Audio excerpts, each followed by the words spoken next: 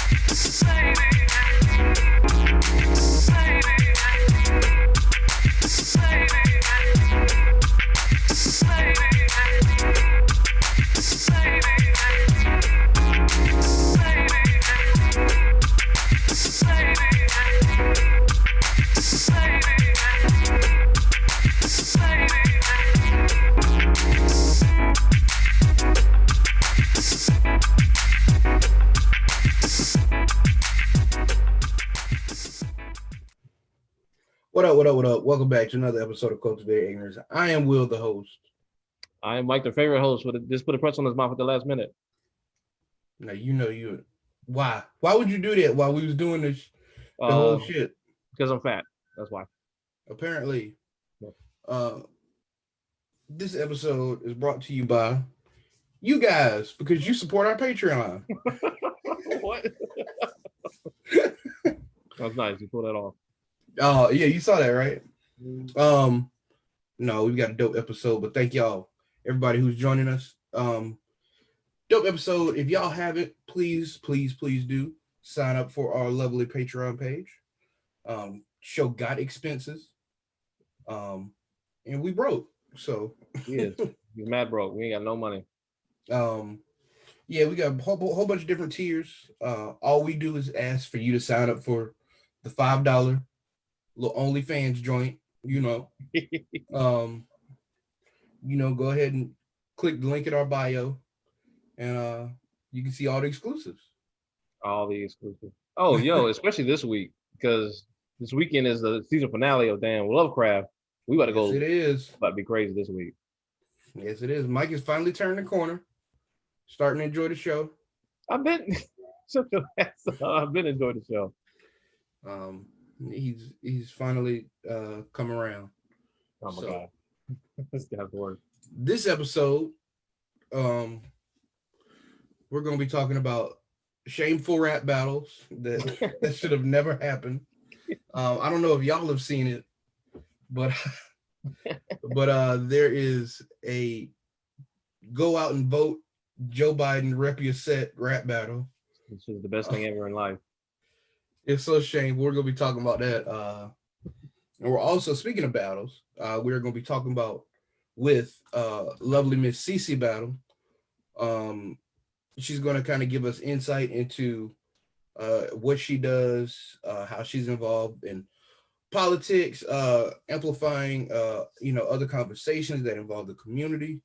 What she feels about like certain people voting and things like that. So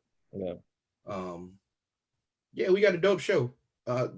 Episode's a little condensed tonight because Mike, he came a little late to the party, What? Mike overslept, but we're gonna get the show popping. So, bro, if y'all see any eye boogers in Will's eyes, no, it's not me, baby. You know why? That's why you're looking down now because you're still trying to. I'm looking down at my notes because I'm a okay. That's what podcaster. He's on his ship. So yeah, man. Mike put me on for I don't know why this was a thing. Mike put me on to the Joe Biden campaign battle rap ad. Oh, it's such a put your flame emojis in the chat if you're feeling it. I don't know if y'all seen it, but you can definitely catch it on YouTube. Literally all you got to do is search Joe Biden rap, and it's the first thing that pops up. If you're not familiar with rap battles, it's a rap battle between DNA and Charlie Clips, who are like historically like two of the better battle rap rappers. Yeah. Of course it happens. bro. Of course, like it starts so bad because the nigga Charlie Clips is like not wanting to vote, and he's Yeah. playing basketball at the same time. Like it's just so, Or like the hoodest court of all time. Like, I bro. forget the Yeah, net. like The goal didn't have a net and shit. right net, the little metal chain net, all kinds of shit. But yeah, man. Like I Uh, guess I'm mad you put me even onto this garbage. Why don't you get this culture in your system? I mean, like, how do you feel about like I Oh guess Lord. to uh voting for Biden or Trump several months ago versus now? Yeah, I know we were like debating about this like quite a bit because you on some. I think I was trying to find a reason to vote for Trump, bro. you was I on really some was. bullshit. You was on some I bullshit. was. I don't think that's a problem. I don't think. You don't think it's a problem, or is he still doing it? Okay, all right. No, I know. No, no, no. I don't think there's a problem trying to find a reason to vote for Trump. Like it's like trying to just be on the other side. You know, I was trying to be a contrarian, trying to be like my man Kanye, and it was just Okay, too much. It was too much evil on the other side for me to change my not alignment. making your case any better at all. But yeah, I was never gonna vote for Trump. And no, we did both like just kind of see the like look at the other side. Like we both kind of went out of our way to hear like conservative views because if you and Will put me onto the social dilemma. If you know anything about how the internet works, like it is created to cater to your sensitivities and that you will only see what you agree with or will get a rise out of you. So it's like there's got to be a reason people are so on board with Trump, and I saw a lot of that reason. Still won't vote for Trump, and though I'm not a big fan of Biden, I made a plan for Black America. Um, Unless we plan on making either a third party or what I actually think is be better, which is organize a collective thought of us making our own proposals and giving it to candidates saying, if you don't meet this, then we're not gonna vote at all. Then I will just vote for Biden in the meantime. So I still feel the same way. I mean, they still pandering. As you can see, this video, and just to give it full context, like this video, oh my gosh, it's like 4 minutes of just torture. Like it's just the blackest stereotypical. And what's so bad about it is they like just play on like black hardship as like the little bars. And it's like y'all ain't shit for real. But Bro, it's like hold on, what they say? Oh, Biden's got the plan for blacks, and so what bad. about HBCUs? Like they just like it was obvious that they just tried to hit bullet points. Yeah, That was just, just scroll through Black Twitter and just see what we was talking about. But I'd be more interested in seeing like how you feel now because you was trying hard to vote for Trump. well, it wasn't. Yeah, okay, yeah, I'll admit I was trying hard to vote for Trump, but the reason for it was because, as I said before, like I want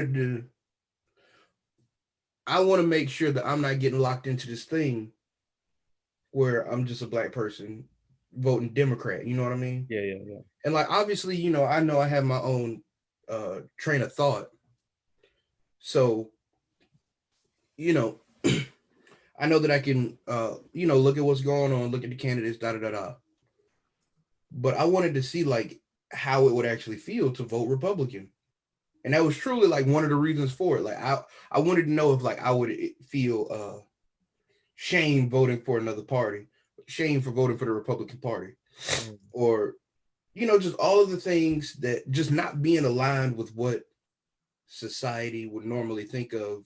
A black voter. Yeah, what society would normally think I should do as a black person, Yeah. especially in my own community. But I really tried. I really did try, and he just kept doing so much stuff. And I was like, "Oh, nigga, we can't do this." Like, bro, I can't. It was like, bro, it was like 1 week where this nigga did like 8 things that I was like, I just can't fuck It was with like it. one after another. I think it was that around the shithole countries thing or like the Kanye thing. I think Bro, I don't remember. It it was like thing after the thing. it was just too much. It was like somewhere around the primaries. Yeah, So that was what, like February, March? yeah, yeah. bro. And it was like this nigga was just that. Oh, I think he said the bleach thing that week, Oh yeah. bro. Like, it was just so many things. This nigga was on a roll, like. And then my daughter was like, "Who we voting for? Trump?" While we was in the primary line. Yeah. Oh Some yeah. shit That's like the part. that. That's the part you felt publicly Oh my shamed. god. That's the part that set you right. Yeah, bro. My daughter, she said, "Who are we voting for, Daddy? Donald Trump?" And just all these black women stared at me like, "What the?" You yoke your damn daughter up. Yeah, man. But yeah, I'm not with that Trump shit no more. So But you. I still fully believe in the idea of voting outside of what is the norm, uh, just so you can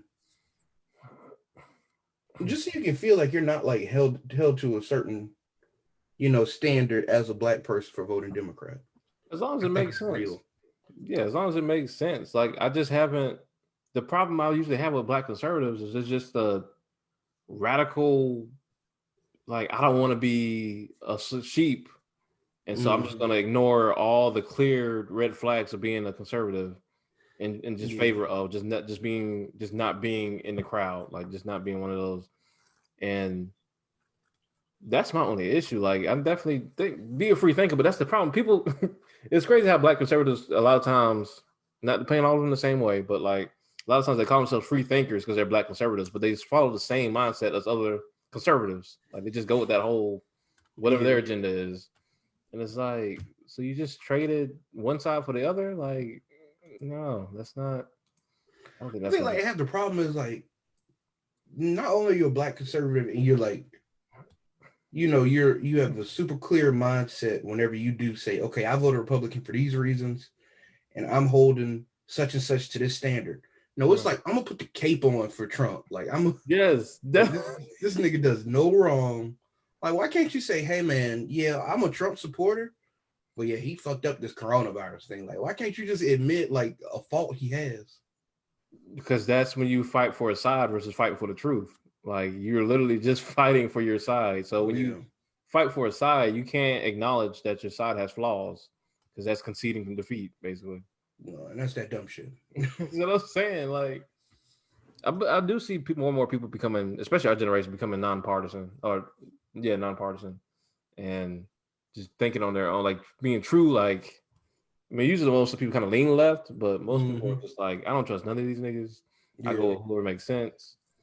And but like when it comes to this video, so if like I said, if y'all watch the video, it's like so clear, blatant pandering to black people. But like talking to a friend of ours that we had on the show before, Spirit, he was like he actually likes that this like, he likes when politicians pander to black people because they're supposed to do our bidding anyway. And I was I like, mean, I don't know how I feel about I get like, I get the idea behind it, but like, it's so cringy, and it's such a like, why did they think that this was the way to get through? That's what I'm wondering. Do you think they actually thought this shit was like effective, or do they think that? What? Okay, let me ask you this: Do you think that we're so stupid that they thought this would actually be effective, or they just not care? I think it's just not being connected with the people that would get. Okay, they love rap battle. Let's do this. Like So this you is a think they would part of their actually? culture. So you think they envision us watching this and be like, "Oh, I didn't know before, but now." Bro, it's just tone deafness. Like I feel like that's what it is. And right after I listened to it, I was like, okay, so I assumed that based off of this video or whatever, they're attempting to appeal to, because I think there's black people and white people in the middle who are clear about the voting process, and they're like, okay, I'm going to participate, right? So this has to be attempting to appeal to the the part of black people that they see they're not really into voting. They don't really participate in the voting process on a normal basis. So I was like, so what do they do for white people who do the same thing? Like, what do they do for white people who they assume are not really in the voting process? Oh, Like, they definitely pander in the same way. I'm saying like, uh, sarcastically, Do they get country stars to do like country shit in the same fashion? You know what I mean? Like, Yeah, cause you yeah, have yeah. to be, cause you're trying to connect to our culture in some form or fashion. You know what I Right, mean? Which is just, it's bad. right. This is the worst way to do it. You know what I mean? So I would assume that I don't know. I would assume, but they have to do this on the other side for me to not be insulted by this. First You of all, know? you should be insulted by it. Don't even fight it. Don't even fight. You should be. Um, they do in other like, and it's not this terrible. I haven't seen it be this terrible anyway. But like, oh, you can take like the Jamie Harrison commercial. I don't know if you saw it, for instance, where he's like, talking shit about Lindsey Graham, but he's doing it in the voice of South Carolina. And the voice of South Carolina is like the super hick sounding dude. Have you seen this commercial? No, I have not. South Carolina sounds like a nigga out of Newberry and like in the cornfields, like shucking corn and shit. And like, I think it's the same thing. Like, but I haven't seen it do that bad for white people. And I think that the problem I have with the whole like being for pandering thing is like we do not collectively, as far as how we elect officials, people don't realize their power in that we don't collectively create like some type of like the list of demands or agenda. We talk about this with the whole black agenda thing. Mm-hmm. We don't create like a list of demands and give it to like elected, not elected, but nominees and say this is what we demand. And if we don't get this, we're not voting for you. We just kind of like wait for them to kind of speak our language and just decide whoever speaks it the best, and we just go with them. And Mm-hmm. so my issue with pandering is when they just say whatever we want to hear and we vote for them and then they do whatever they want. This is what was the real point. Like it's even more insulting then. But like, Yeah. what I'm saying? It'd be one thing if we actually took full ownership of our power and were like, But haven't we had the same conversation that says, and I'm pretty sure we've established this before, that black people can't assemble like a monolith, like we can't, like we all have different objectives. So it yeah. seems very weird and uh, not realistic for us to say, okay, these are our demands. Well, we were saying that. Well, I think I said that there are like basic living conditions that I think everyone would like to meet that everybody isn't currently meeting, and that could be the agenda. That you As know, black people, because that well, people in general, Americans in general, but if you want to talk about black people, sure. But like when you talk about like minimum wage still being a thing, when you talk about things like people still not getting benefits, when you talk about this whole COVID thing, where how a lot of people have just been more susceptible to dying to the virus than others because of their limitations. I think mm-hmm. these are things like standard things that everyone can agree on, not so much a whole like rights for like gay people or like stuff like that. I think it's like standard uh, living agenda we can make. I don't know. I think you're being a little naive. I don't I think don't think so. everybody's for raising minimum wage. If I'm being honest.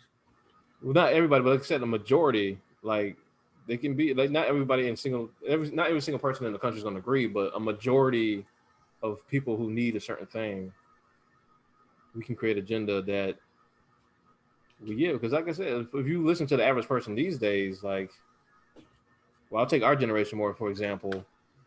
Uh, like last 2016, I was just telling that before the podcast. Like 2016, half of us didn't even vote at the general election because we didn't like the candidates and what they were saying. So like, imagine if we gave like if we realized that power, because if half of us would have voted, if more of us would have voted, we could overturn the election entirely. And so like knowing that power can change everything. Well, that's y'all fault. Me and Trump in there. We know you are with your maggot chair. We good. Shout out to Marcella with the cacao. Hey, what else do we want to talk about this whole thing, this whole pandering shit? Um, Stop. what else did we say? Oh, I was asking. I think we already asked this. If they think we're dumb enough to not recognize that they're pandering, and if they do think we're dumb enough, like how much should we be concerned about that, or is it just life? I mean, they gotta know that we know they're pandering. Do they? They're like, who does this appeal to? Like, this doesn't even appeal to battle rap fans. Like, motherfuckers who's hardcore in the battle rap, this is not good.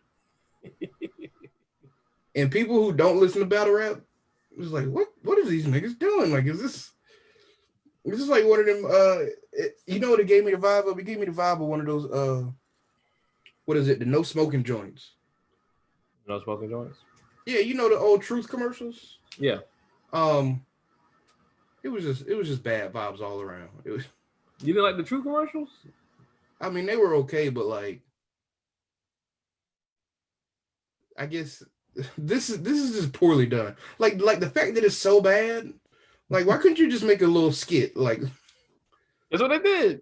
No, with these terrible rhymes. I can't get with it. Well, let me ask real quick because Cici should be here in a second now. So y'all didn't know, like, apparently Ice Cube had a I guess you could call a black agenda earlier this year that he was planning on presenting to and talking with the Democrats about implementing, and they told him like we will wait till after the election. Now why they want to wait till after the election? It sounds like almost like if we don't get elected, then we're not about to help with that shit. But maybe that's the vibes he was feeling. But apparently the Republicans were willing to have that conversation. And next thing you know, they got this. It's called the Platinum Plan. Of course, because niggas love jewelry. Those of us said these names for these shits, like Joe Biden being the lift every voice bullshit, and just being the Platinum Plan. That's what make you mad. But it's the Platinum Plan where Trump's all of a sudden he got this black agenda too, where he's gonna apparently like officially declare like the KKK a terrorist organization apparently. Make Juneteenth a holiday, which has already been happening.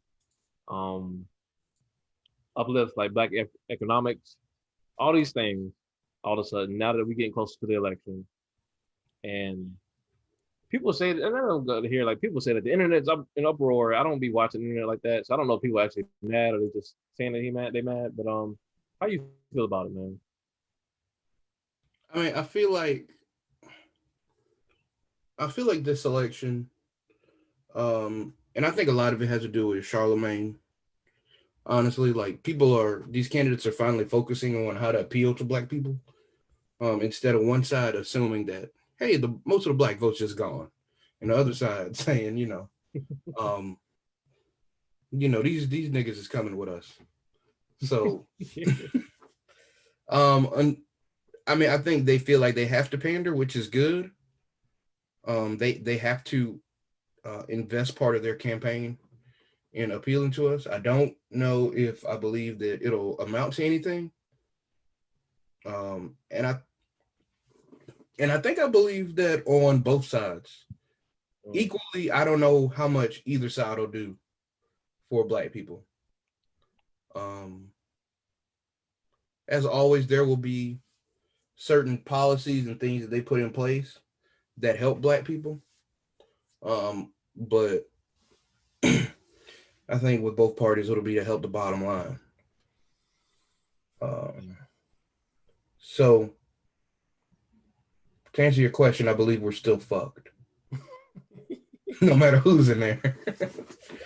I don't even know if that was to answer your question. I just had to get that off. No, it did. And I don't know either. Cici just joined the waiting room. We can go ahead and bring her in. I don't know. Maybe we got Cici. She's the expert over here. Yeah, she's smarter than me. She's smarter than both of us. We'll get Cici up in here. Hey. Hello.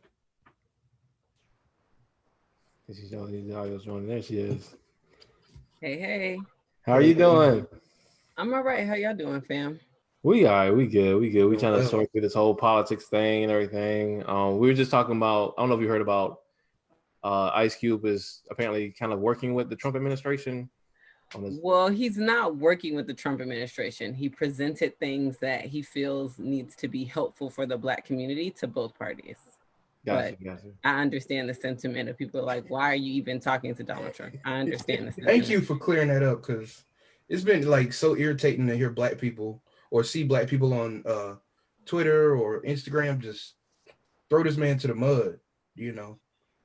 And I think he made it pretty clear in what he said, but people just want to take it and run with it however they feel like. Yeah, I think it's because, we've been socialized to just read headlines and not really investigate. And that's not necessarily all our fault, right? Like, if we think about the way that we're educated, we're not necessarily educated to critically investigate. We're educated to like read and memorize. And that's what you see playing out is people are reading, they're memorizing, and they're reacting. So it is frustrating, but I feel like we got to also look at the root of that, which isn't us necessarily, but I feel that.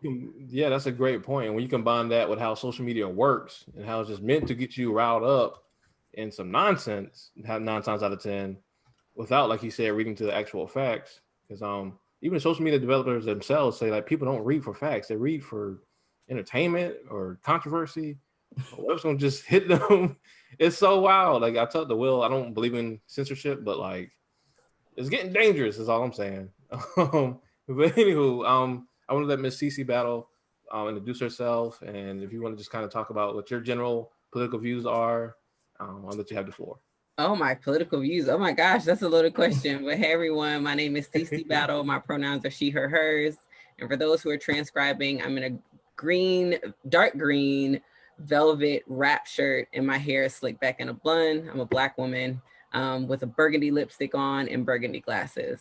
And just for a heads up, the reason why you describe yourself before you start talking is so that folks who are using closed captioning or different, interpretation devices can actually see in different ways, maybe audibly, maybe through Braille, experience things the way that those of us who can see colors and see people can. So just accessibility in case you've never heard anyone do that before.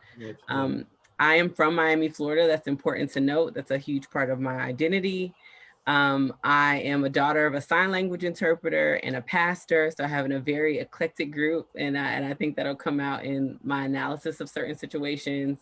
But I would describe myself as an organizer. I believe that people are where the power is. If we can get them on, the same page, moving towards the same North Star.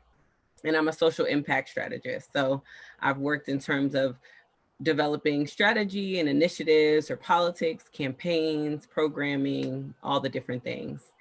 And if I had to say what my political view is, oh, that's such a loaded question. I would start by saying I'm a registered Democrat, but I am a person that lives at the contradiction or the intersection of realizing that the political systems, particularly in the states, were never created or built with Black folks in mind, and was never created and built to center our experiences or for us to win. And that contradiction also recognizes that being folks who live in this country, either by choice or forcibly, it is a tool that we have to use in order to build power for us. So I say that to say, I recognize that it's faulty and it's not necessarily a democracy, and it wasn't built for most of us in this country. And I believe in the power of leveraging it to our benefit, understanding that it's used for our demise at the same time. So yeah, that's a little bit about me. Really excited to be here and so excited to be in conversation with y'all. I want to say we're so honored to have you. I truly appreciate you taking this time because I know you're very, very busy. We're family, of course. What you mean? Listen, you out here doing the Lord's work. I found out about you through for Harriet, which is know my favorite channel. I'm a patron. Kim is awesome. I've been blessed to have several conversations with her through the little Zoom meetings and everything. And you was on there just talking just mad facts, just stuff that we just don't know. I think older generations, but particularly our generation, that just don't know about how the political system works. Yeah. So, dug a little bit deeper. Saw the civic engagement summits y'all do at Young People For. Yeah. Watched the one for local government. Oh, yay! So much knowledge. Listen, y'all. I'm gonna put these links in this video at the end. I'm talking about so much knowledge, how y'all break it down, how these things work, who's in charge of what. talking about your passion framework. I would definitely want to get into that a little bit later on. Okay. Technique that you created yourself on how to teach people about politics. And just thank you so much for just taking this time in the first place. Of course. I just want to open up real quick and ask you.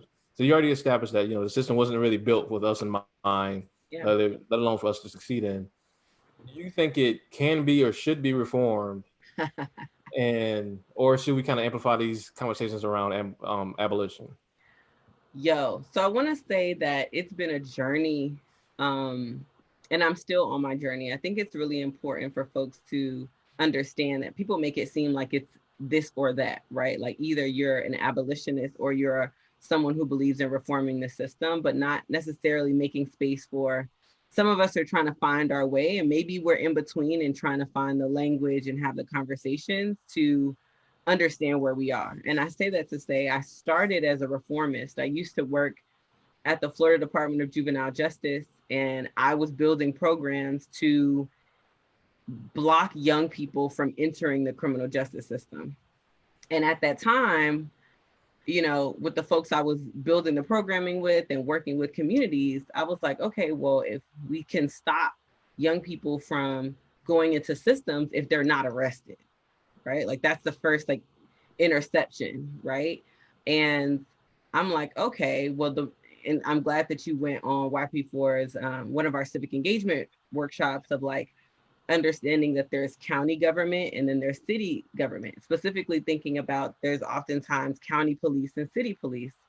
And a lot of the arrests, especially in Florida, where I'm from, which is off the chain, happens with county police officers. So oftentimes they don't live in the communities that they're making the arrests or they're patrolling. So in my mind, I'm like, okay, well, we have to build relationships, right? It's a different situation if you know the mother or the father or the guardian of this person, or if you know the kid, and maybe it's because it's cultural differences. And, this was me in my naivete, you know what I'm saying? Almost a decade ago. And I built these things called Bridging the Gap conversations, where we brought young folks and law enforcement officers together to build relationships and have conversations. And I thought I was doing good work. And I mean, it did, yield fewer arrests, especially in the counties that we had heavy programming. And at the same time that was happening, I was starting to spend a lot more time with people who were doing organizing work around deeper reforms. At that time, I wasn't aware of abolitionist work, right? And after I left that job and continued to learn and grow and build relationships and continue to organize, especially now over a decade later, I don't believe that it can be reformed in a way that will atone for its origin. It's very difficult for me to think about, and I'm specifically talking about policing, that it was created to bust unions and police those who were enslaved and capture our ancestors. So it's fundamentally difficult for me to think that you can reform it away from how it was created. And at the same time, I think that abolition requires us to dream about what's next. At the same time, how reform can provide a little harm reduction for what's happening now. So I would say I would consider myself an abolitionist, as in I see a world that we don't have any of this stuff. The way that we think about education, in my personal opinion, is wrong. The way that we think about policing, I don't think there should be a police. I don't think there should be prisons. I fundamentally don't believe in that. And at the same time, I realize as abolitionists do, that it's a process, right? So when we see the argument of defunding the police, the North Star is to abolish the police and the criminal justice system. But the process to get there is first through defunding, right? And I say that and I make that nuance is because when we ask folks, are you a reformist or are you an abolitionist? It's taking away the fact that sometimes the road to abolition is through radical reforms. So when I apply that, to a broader, question about this system, this political system, I fundamentally think that we have to think about it differently. I think the North Star of what our justice system that should be, I think politics should be a justice system, right? We're not there now. And at the same time, I think in order for us to get there, we have to, I think that we have to strategically engage in it to one, be able to use it for our good while we have it the way it is, and to be able to figure out what works and what doesn't work. I used an analogy back in the day when I used to do some trainings about like civic engagement 101. I'm like, yeah, I fundamentally believe in flipping the table. I do. And maybe your laptop that you really like that work real good is on the table too. Maybe you want to move the laptop off first and then flip that shit, right? So I think that it's a hard question. I'm not like, oh my God, all we have to do is make these little changes and it's gonna be okay. Like, no. But I do think that we have to fundamentally change the way that we engage in order to see the progress that we desire while building an alternative future. I don't think it's either or, I think it's both. I think that's absolutely phenomenal. I think you're absolutely right. I only get frustrated when people try to stop the conversations on abolition entirely because they can't even imagine it. You know what I mean? They can't even get there mentally because we've been living within this current system for so long. And just because of the way we've been indoctrinated as well, it's like, we can't even have the conversation, then like, you know, what are we doing? So, I mean, do you think that, you know, there can even be something so much as like a third, you know, people talk about like a third, I know there's like a Green Party and stuff like that, but like, you think there can be like a Democrat, Republican, and then like some type of People's Party to where like we actually are real about what we need and want and it actually is happening? You know what? So there's this author that I really love. Her name is Adrienne Marie Brown. And she said something, if you watch the Civic Engagement Summit, just watch her keynote. And I know you say you're gonna drop the link for everybody listening. Y'all watch this speech because it's free and it's online. So you can see that I'm not lying when I make this quote, right? And she said, we are living in someone else's imagination. And it's really important. And it's like, it really hit me because I'm like, oh, snap. Everything that we experience, whether it be oppression, whether it be laptops, whether it be domesticated animals, all of that was somebody's imagination. So when you ask me the question is, can there be? There can be whatever the hell we want there to be. Literally. Like, yeah, if we think it's gonna work, yes. It can be multiple parties, god dang. It can be, you know, Europe has more than 3. We can do whatever the heck that we want to do. But the question is, are we willing to do what we need to do to make our imagination a reality? You know what I'm saying? That's it. Like we can create whatever the hell we want to, but how can we get organized? How can we have the tough conversations to decide what the heck we want to do? So that was a long answer to say, hell yeah, we can do it. Yeah. That's what I be telling Will. Will be trying to shut me down, man. Don't be trying to shut him down, Will. I know. I don't know. For me personally, I wouldn't want another party because the first 2 parties have done nothing thus far to. I mean, not nothing, but historically they disappointed us. And so I would just assume. I would think that the third party is likely going to do the same. You know, kind of pander to us and tell us what we want to hear, and we'll just, you know, eventually be left behind, like always, because that's just what this country has historically done for Black folk. So, yeah, I want to validate that opinion and feeling, especially it's like that opinion comes from a place of I've lived it, and I don't want to discredit that. And you're talking about the party outside from yourself. What if you were in leadership? Do you feel like you would make different decisions? You know what I'm saying? So it's like, yeah, that's valid. And that's my point of like, it's an outsider view. They're never going to do anything for us without us.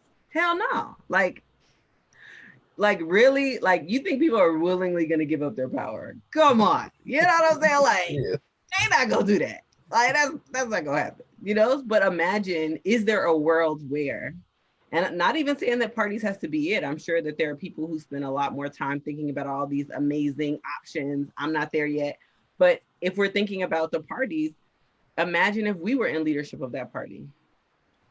And see, that's exactly what I love about the work that you do, because when you explain what something is to somebody, because when you think about politics, like especially for our generation, it may be the one above us, like it's just like, oh, it's a bunch of stuffy old white people in suits. I don't know anything about that. I can't relate to that. Like they just tell us to vote, and I'll go vote, and I just know who the president could be, and I vote for them. Representatives, I don't know this person's name, but they're Democrat, so I'm black, so let me vote for them. Or like school board, I don't know what the school board does. Let me just check this here.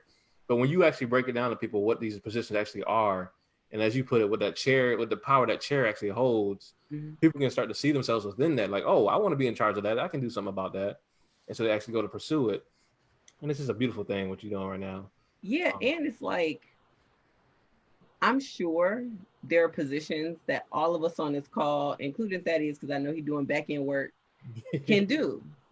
Right? If you think about, it's like you looking at a job description. It's like, oh, well, you got to know how to do this, know how to do this, and know how to do this. And most of the job descriptions, like the job description of a county person is, do you have innovative ideas? I'm giving you top lines. Innovative ideas on how to impact your community. Can you deal with difficult people who have different views than you? I have 7 siblings, absolutely. Can you know what I'm saying? Work with people across the quote unquote aisle. I have 7 siblings. Hello. Like it's really not that difficult. Most of us, our cousins, our mothers, our aunties can do these jobs. The barrier is like, it's money, you know what I'm saying? It's time, because we're, thinking about our survival and don't have time to frolic with these people playing fantasy football over some real life stuff, right? Like when we really understand that most of these jobs, not only do we have the skills, we have the expertise, absolutely. It's a lot easier to not only see ourselves in that role, but it's a lot easier for us to hold these people accountable. Because it's like, wait, ain't you the person that's supposed to be making sure this is right? That's a completely different conversation than, oh, this isn't right, so and so, or we shouldn't be doing this. Like, no, like it is your job as per page 2 of the city. You're supposed to be doing this, and you're not doing it. I think it's just, and that kind of goes to my point about changing the way that we participate, while recognizing that the way that we participate, I don't think is our fault. I think it's been a strategic strategy to make sure that we participate this way. And I think our option, our North Star is to fundamentally change that. And they have strategically made us forget that these are public servants and that they are meant to serve our interests. They're not supposed to present us with whatever they're going to do, and we just say yes or no. Like, we're supposed to tell them what they're going to do. If they can't do it, then they're not going to get the job, and that's it. Absolutely. But I wanted to go to, if you want to go into your question about voting suppression that I put in the outline, because Will was asking about like voting suppression. I don't know if he said if he wasn't aware of it, if he didn't know if it was real or not. No, I do believe voter suppression is real. It's some parts of voter suppression that I don't fully agree with. When people say, what is it? When people don't have an updated license, when their license expired, that's a form of voter suppression. It's the smaller things that seem so common sense to me. When people say that's voter suppression, that's so confusing, because it just seems like, it seems like a basic requirement, to go vote. I just think some things are kind of overblown to say that they're voter suppression when they really aren't. And that could just me being like a little deaf on it, because it's not an issue for me. You know what I mean? Maybe getting to the DMV or something like that. So yeah, that's what I was. Yeah, I understand that. I can understand why you feel that way. I think I would underscore the last thing you said is it's not an issue for you. And I would, say that just because it's not an issue for us, doesn't necessarily mean it's not an issue. And when I think about why, like the fundamental question for me is, if a democracy, the textbook, definition for democracy is that it's basically quote unquote for the people. And if that's the case, if it's an opportunity for every individual person to have their voice heard, why is there a requirement to participate? That's the first question. So even if we think about things little like, oh, like to your point of, okay, a license is expired of this or that, like, why is there a requirement? Like, that's the first question. And if we start there, then we can understand how all of these different, hoops that folks have to jump are in fact suppression. And when we talk about voter IDs, it's real jacked up. Like, you can use your college ID to buy liquor, to buy tobacco, to buy cannabis, to, enlist if they really, really want you. I don't know that part. I'm just throwing that in there. You can do a lot of stuff with a college ID, but you can't, in a lot of places, you can't use your college ID to vote. What? What are you doing? Okay, my license is expired, but I live there. What does expire mean? Expire means like what? I'm no longer alive? No, it just means I didn't have time. And if we think about specifically Black poor communities, we have other stuff that we are juggling. I maybe don't have time to spend 8 hours in the DMV. So yes, my license is expired, but I'm still here and I'm still working and I'm still paying taxes. For you to take all this money out my check, you're not worried about if my license is good or not. Exactly. So it's all of those different nuances and how we've been socialized to say what's right and what's wrong, instead of asking the question like, why is this a requirement in the first place? So we think about that, but there's also fear tactics. I don't know if y'all seen on the news, and I'm in Florida, maybe it's because I'm in the Wild Wild West right now. People are out here at polls with guns. What? You know what I'm saying? You got the Trump saying stand up and stand by. Like, it's fear that's happening, which is real, because people, and you have to think about historically, right? Thinking about Black folks' experience in the States, when we got the quote unquote right to vote, they were lynching our ancestors for participating. Like, this is what they did. You know what I'm saying? This, to make sure that we don't participate. So it's not just voter ID. It's not just the way that they change the polling locations. It's not just the way they cut down the hours. It's not just the way they decrease early voting. It's not just the way some states, you have to have a reason why you can vote by mail or use an absentee ballot. There's all of these different things. And yes, it's suppression, because fundamentally is if we believe everyone who is in this country, and citizenship is a whole nother conversation because this is the hoax, like this ain't our land anyway, what you talking about? But if everybody should be able to lend their voice to participate in this quote unquote democracy, why is there any requirement aside from being alive?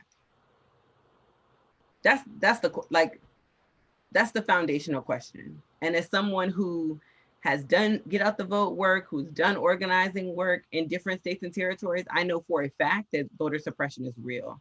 In 2018, what I do every election day, if I'm not watching the polls, I'm in my car asking people, yo, you need a ride to the polls, passing out food, something. And I was in Tallahassee, Florida in 2008. There was a gubernatorial election. Yes, there were other seats on the ballot, but I was there for the gubernatorial race. It's a serious situation. And I was escorting people, shuttling people to their polls. And I remember our second to last person, I was like, okay, where's your polling location? We're looking it up. We go there. It is shut down with a sign to go somewhere else. The somewhere else was not a polling location. And that was 2 years ago. They just took them.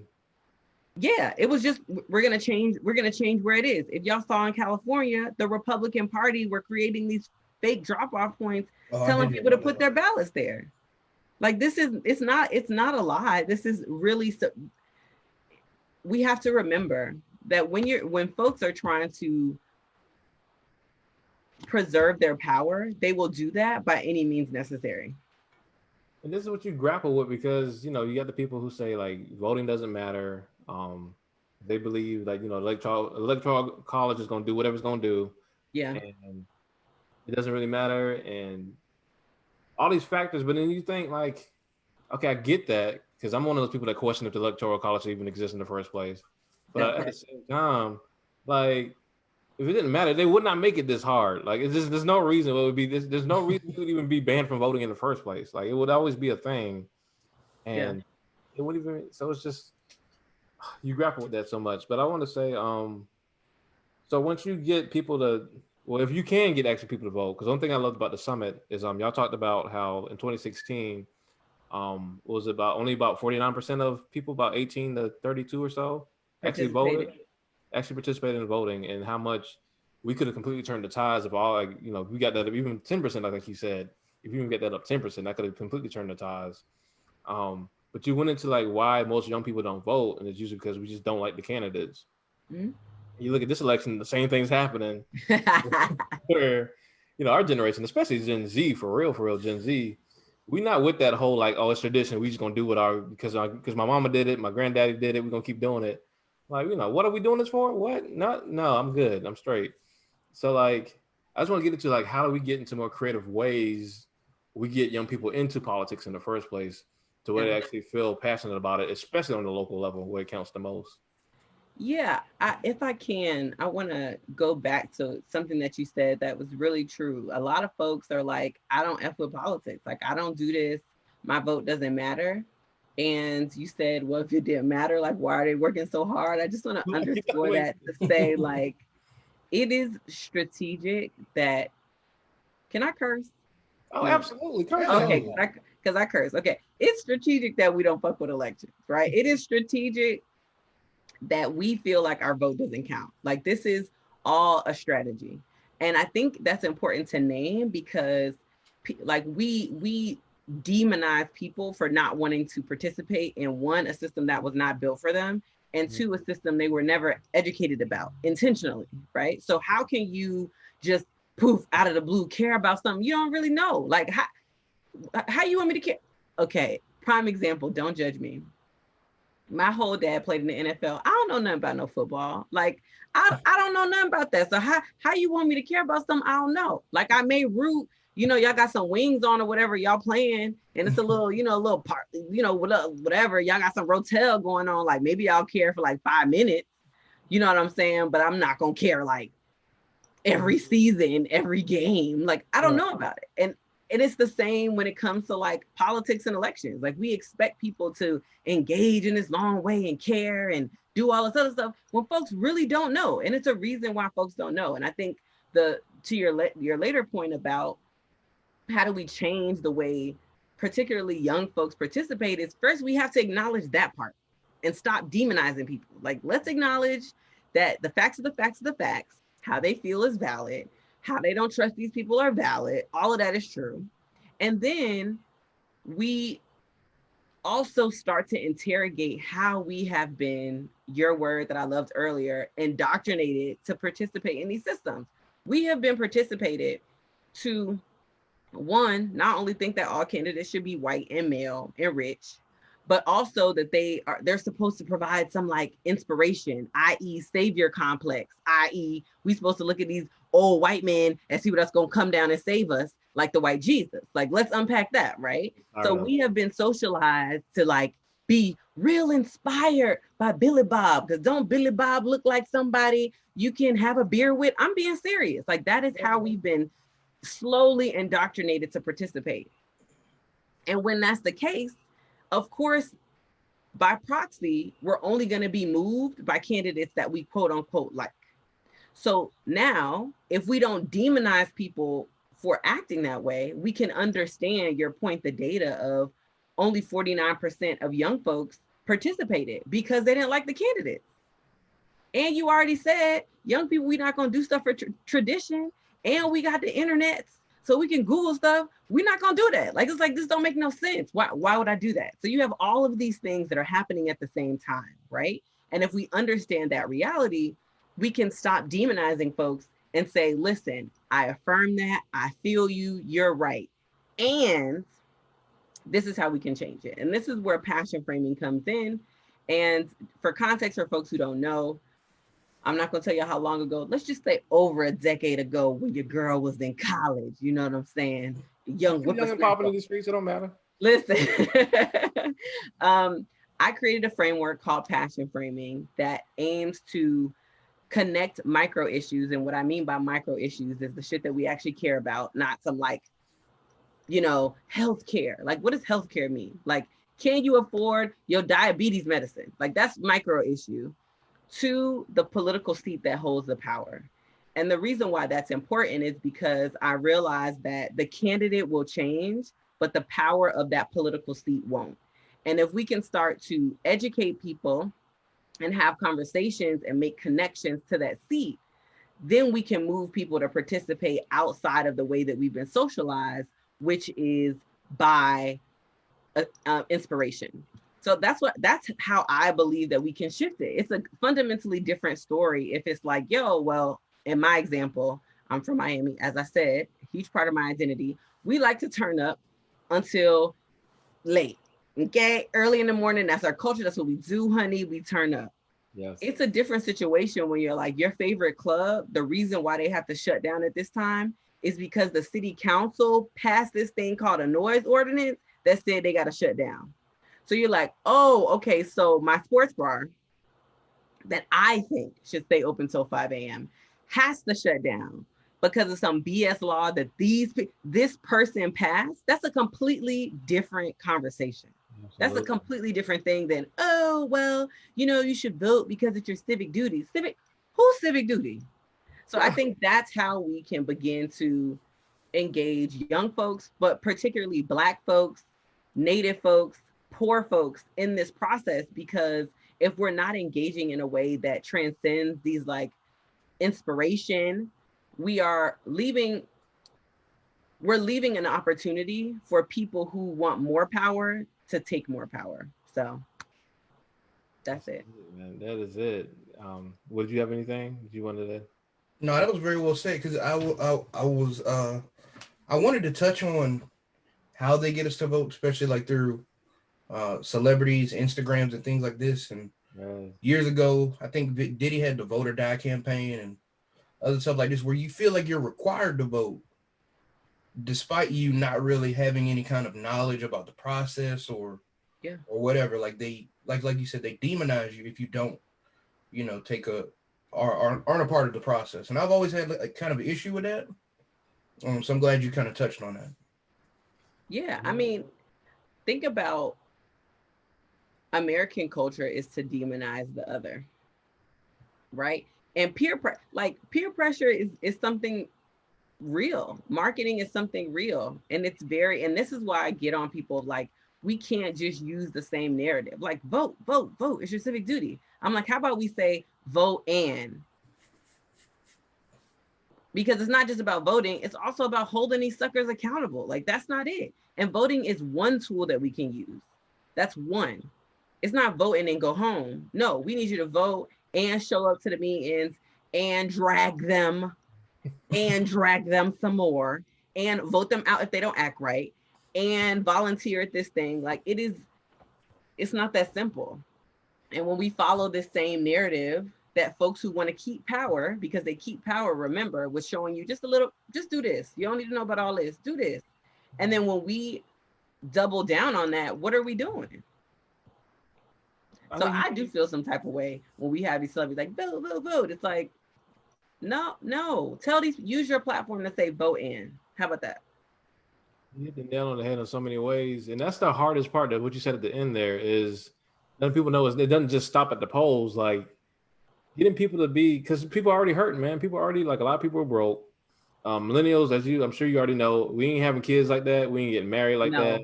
We ain't buying houses like that because we don't think we can afford it. Like we don't think we are stable enough to afford these things. So like people are already going through all these like day-to-day hardships.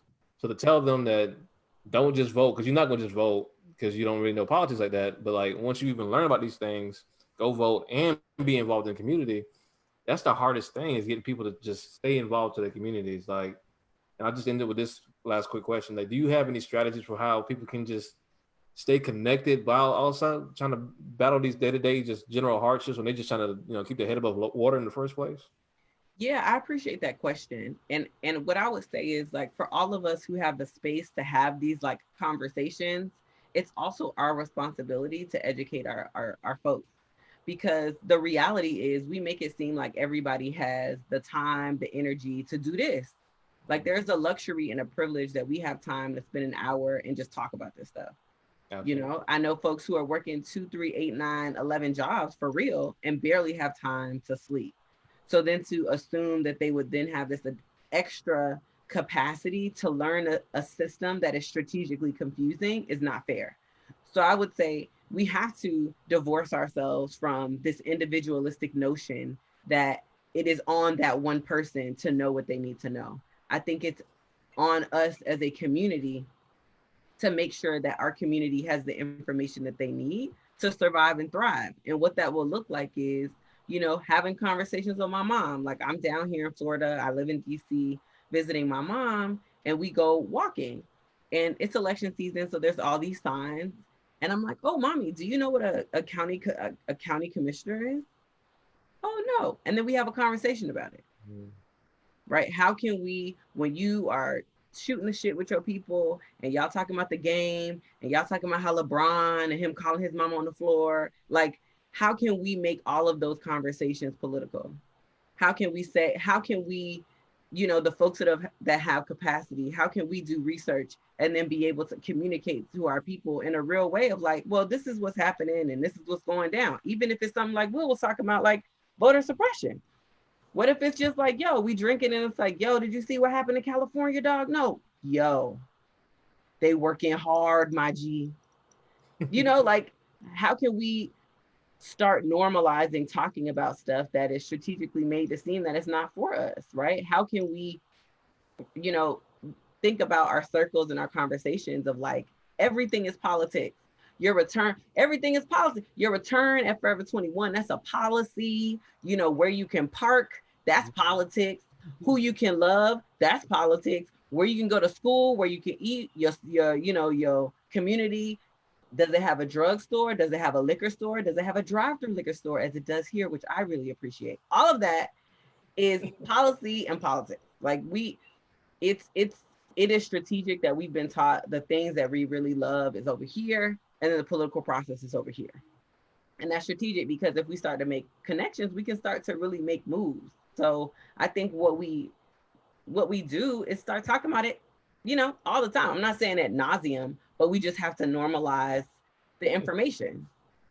It's ingrained into your very being. You just worded it so perfectly. That's why I asked you on the show. You just word stuff so perfectly. Like, ingrained it into your every, just like we talk about with the business. I know when I got into entrepreneurship, we know black people all own a business, get your own business, multiple streams of income, da da da da. If you really want to be a business owner, you got to ingrain it into your way of living. Like that part. You don't just become a business owner when you wake up and send out an invoice and then you go back to sleep or whatever. Like it's a whole way of living when you start actually being legally responsible for other people's paychecks or for like contracts you make with other people. You gotta change your way of living for that. So why wouldn't it be the same for politics? And if I could say one more thing, just ask the question. All the things. Like, I just feel like we just need to ask the questions. Like there's some stuff that I've been doing this stuff for over a decade and I do not know, right? And it's okay. I'd be like, well, what does this mean? Let me Google. What was this? I think I was talking, was it on For Harriet? Somewhere I was doing IG Live. You know, all we do is Zoom dates and IG Lives. What happened? It was a Breonna Taylor's case and the jacked up attorney general, it was what was that word? It was like something, whatever the charge was. I had no idea what that was. Oh, oh God. It was like something. Thing? Huh?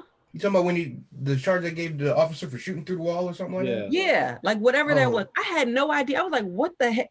I went to Google. You know what I'm saying? And I think when we do that, it normalizes, like there's a whole bunch of stuff that we don't know and it's strategic. Going back to like, let's not demonize it.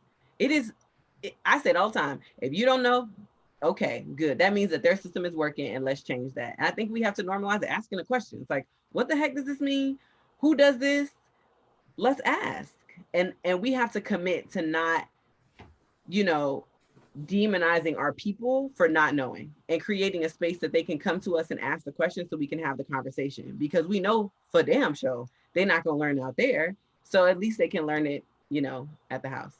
So that's my last thing. I promise. I'm done. I wish we could have you for 3 or 4 more hours. If you want to chill for 3 or 4 more hours, you can do that. But I know you got other stuff to do. Thank you so very, very much. Thank you. This has been very informative in a short amount of time. Bro, like it's so informative. That's the same thing that happened when I watched it on For Harriet's IG Live. Like it was only like an hour. And like my mind was like You know, you get that good knowledge. You just I may go to the computer or go to your books and stuff. Like, I have books on this stuff here. I just don't even be reading. But like people just like you said, you just normalize the conversation because you just don't think these things are supposed to involve you. When in fact, it literally curates everything that you do, all the ways that you live.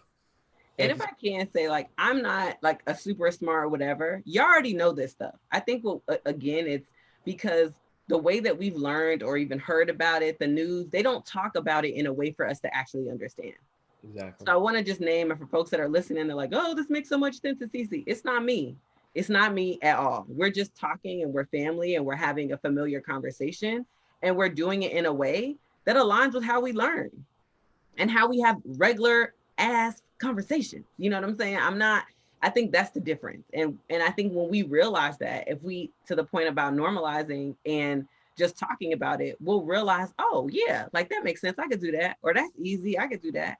But it's communicated to us strategically, confusing as hell. So we could be like, okay, that's too much. That's y'all using those words. That's like 8 syllables in one word. Like I'm good. Like, you know, like it's intentional. You know how you be in a conversation with somebody and they be using some word. It's like, why you ain't just say it was cold? Like what? Like you know what I'm saying? It's like, why? It's cold. Just say it's cold. You talk about demonizing, like not knowing. We also demonize when somebody knows a lot more than we do, and they do try to like shut them off as like trying to be smarty, artsy. Me and Thad was just talking about this. Oh, you smart now. You don't go to college now. Now you got all these words and shit. You trying to impress us with your words and shit. Like you start demonizing those who have gone out of their way to learn more. And yes, sometimes people kind of use it to weaponize against other people who don't know as much. But like, yeah, people just don't know how to. When you don't recognize something, a lot of times you attack it before you try to understand it. Yes. And so, especially when it comes from your own peoples, like, oh shit, I grew up with this dude my whole life.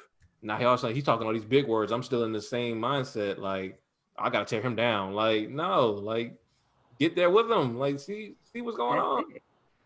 I will say one plug tonight. Black News, Our Black Party. I don't know if y'all have heard of Our Black Party. To your point, Will. It's a political party that centers the experiences of Black folks. They have a town hall tonight on Revolt TV and YouTube at 9:00. So I'm on a panel, whatever. Yes. So, you know, you can come support your girl, but it's also like a really good conversation of really dope folks that talk about this work. So, and to the point of having, you know, difficult, come on, Thaddeus with a pull up. Oh, that boy good. Come on, that boy good. Come on, Tech. But please come through. Really great minds. And listen, like everyone listening or who will watch later, just know that even if it's not for us, we can make a way for us. And we can do that if we just show up and show out. I believe in us. I believe in y'all. And if I can ever be helpful, let me know. It was so good talking to y'all. I have no idea where y'all are based, but we're based in Columbia, South Carolina. Yeah. Oh, come on, South Carolina. You know what I mean? Ow. Folks out here trying to take over, but we're resisting, you know what I mean? You know. Okay, I see you. My homegirl Jess is in South Carolina. Okay, all right. Well, if you're ever in the DC area, let your girl know. I do love DC. You don't know a Joe battle, do you? I'm sure we're family. So there was only one plantation with battle last name. So we are definitely family, but I don't know who that person is. I actually found a cousin on Twitter. So okay, I'm sure we're related. Tell him I said what's up. He has family in DC. He's a fashion designer. Everybody I met with the last name Battle was already fired. Like, oh, you can't have a last name like Battle without being like a phenomenal person, first of all. I mean, you know what I'm saying? Come on. Check out Cici, yo, at the Cici Battle on Instagram and Twitter. I believe your website is it cicibattle.com? Yep, it is. Please check out. I put the link in the we did the stream this on Facebook. I can send you a copy of the recording if you like. Yeah, that'd be great. Thank you so very, very much. You're so welcome. Thank you for reaching out. So good to meet y'all. And Will, I feel your skepticism, my G. You know what I'm saying? I feel you. I feel you. Thaddeus, I didn't get to see you, but so good to meet you. And I see you with your tech game on strong. Thank y'all so much. And I hope to be in touch. A good deal. Thank y'all so much for joining us as well. Another episode. We love y'all. We appreciate y'all. Man, this was a good episode. This is one of my favorite episodes, actually. You just had to. It was so important. I wish we could have had her longer, Bo. Me too. We're gonna invite her back next week. You just have her on every week from now on. Every week. That's what we're gonna do. Yeah, man, this shit was phenomenal. Thank y'all so much for joining us. I'm definitely posting the hell out of this one because ton of good information. Shout out to Thad for just helping us out as usual. That boy was quick on them buttons. You was anybody cue him up or nothing, but he just and that was going crazy in the comments too. Like I know that was feeling everything she was saying. But that's it for this episode, y'all. We'll be back 2 weeks from now. Check us out on Patreon because, like I said, Lovecraft season finale is this Sunday. Yep. I'm telling you, we about to lose our shit. I ain't even watched the promo for it. I don't know. Will did. I don't do that, sir. I don't either. So that's just gonna be lit. We do have a bonus episode coming out tomorrow on Patreon as well. So check that out. And yeah, patreon.com/cultivateignorance. We love y'all. Appreciate y'all. And we will see y'all next time.